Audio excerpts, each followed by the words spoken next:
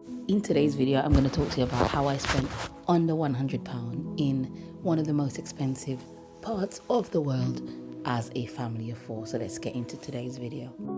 This is Grow with Shev, where we're traveling around the world, we're making memories, and we're not breaking the bank.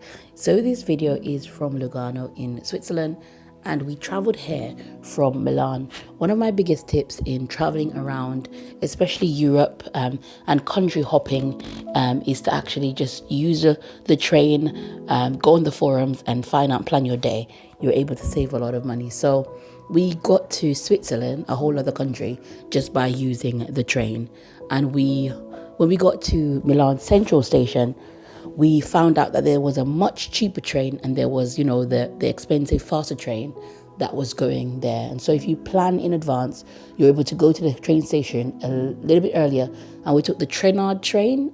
It was half the price of the other train, and was able to get that. As I said, it's a little bit more crowded because of course it's cheaper, and it's a little bit more, I guess, inconvenient because it stops at so many stations. But that's one of the biggest way that I save money. I travel via train to any neighboring country to combine more than one country into my visit. I also speak to a lot of local people. I'm never afraid to ask anyone, how to use any machine, what's the best thing to do for today. If I'm stuck on an itinerary, what's the best thing to do if I don't have a lot of money? And people are always willing to help you a lot. Now, when I get to a lot of these locations, I'm not big on shopping abroad because, of course, I'm traveling with a low-cost airline. And if I shop, I'm going to have things to bring back. And then I'm going to need to also pay for the cost of what it is that I'm bringing back. So what I do is I cross shopping off the list, and I don't shop at all when I'm abroad. And what I do instead, I try to find nature spots. If I have the children with me, the first thing is always a local park to see if our hotel or Airbnb is in an area that's good for families. Also saves a lot of money. So, you have the parks, you just take the time out. A lot of the time, the kids just want to spend time with you anyway. For Switzerland, this was by the lake, and I centered most of my day just sitting at the lake, looking out at the sunset, looking out at God's creation, and just spending time with my children because, as I said, most of all, above everything else, that's what they really want to do with you. So we played with the ducks, we pick up stones, and we do things that are involved in natures. And this park actually had a family park opposite the area that we're sitting. We spotted it from where we were. From over that side, actually, you could see to over this side. And so look out for beaches.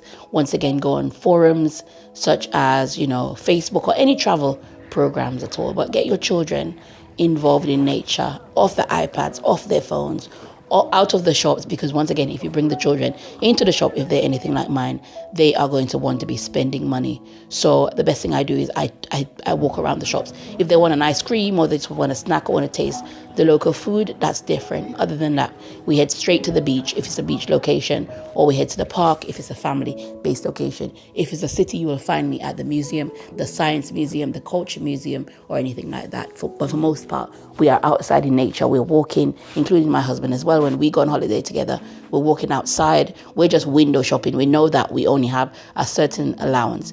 If you are really bad with spending abroad, I say pack to maximum capacity. Don't go with a half full luggage because you'll feel the need that you need to fill it up. So my luggage is always full, and I know that I have no space to bring anything back. And so the only choice I have left to do is to really enjoy my space, enjoy the environment, be lost in that moment and in that time, and fully enjoy my holiday. I don't need anything. I packed everything I need. On the topic of packing everything you need and saving money, make sure you check the weather forecast. And still, it doesn't matter if it's a summer destination, pack for every weather. So pack clothes that you can layer, clothes that go together, colors that are similar, and pack a raincoat, pack a jeans jacket, pack things that you won't want to buy on holiday because you've forgotten, pack a couple of maxi dresses, and find ways of saving on your luggage as well, saving space on your luggage, ways to pack smart. I actually might do a video on how I pack for my trips in my typical Ryanair bag. Now, I do indulge sometimes, and I always take these little tourist trains because what they do, especially if you are on a day trip, they give you a good view of the local area that way. And of course, I said Switzerland is one of my bucket list destinations. I've been wanting to go there for ages. And this bit that I went to Lugano, I was very keen to see it all. It cost €10 per adults and €5 for children, which of course is very budget. And so we took it. It was 40 minutes and it was good value. It allowed me to see Lugano without stopping everywhere. In Lugano, where I might see a nice shop and think, oh, I'm going to have a look. and before you know it, you're spending a lot of money. So that's a good way to do a quick amount of window shopping, is to take one of these local tourist trains, or better yet, go onto the forums and ask what local bus it is that will do most of the area if you're there for more than one day. But if you're there for one day, either the open top bus, and I know once again the open top buses might be a bit expensive, but actually it might save you a lot of money because you don't have to get off at these places. You're literally just seeing the places from the bus. And also if you have small children, that also helps a lot. And so I was able to spend under £100 in Switzerland because we did not go shopping. We looked at some of the expensive stuff that they had to offer, but we mainly just took in the sights. And I knew that I was there not for the shopping, but I was there to just enjoy this particular moment in time. And so mindset is also a big part of traveling on a budget and getting these destinations down. As you know, I'm traveling the world. In 2026, I'm doing so many trips, but it goes beyond that. And so I've got to pace myself in order to allow my trips to fit into budget. I don't do credit cards. I don't do anything like that. That's going to put me in debt for my trips, unless it's a once in a lifetime trip, which is like my main trip for this year. Much more details coming up on that.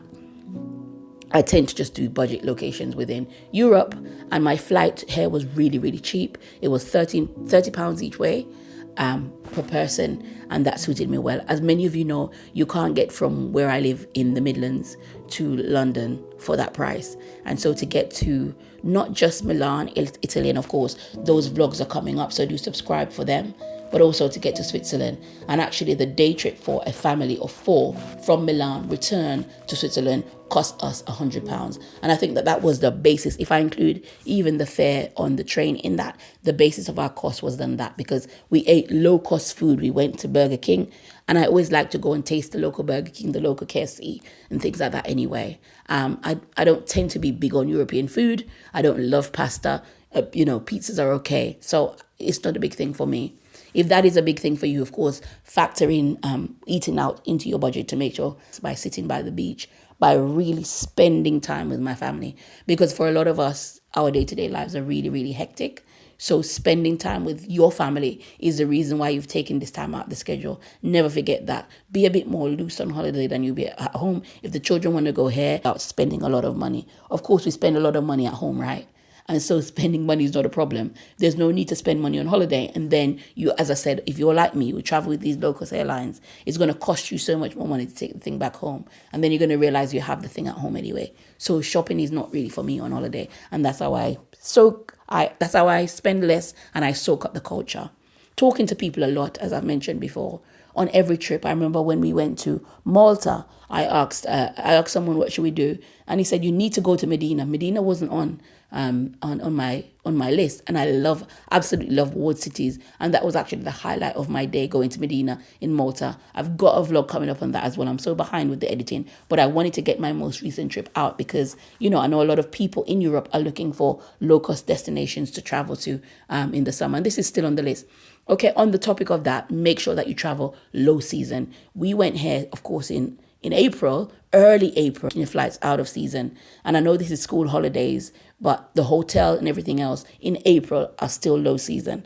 So pick your time well to make sure that you are saving, is my next advice.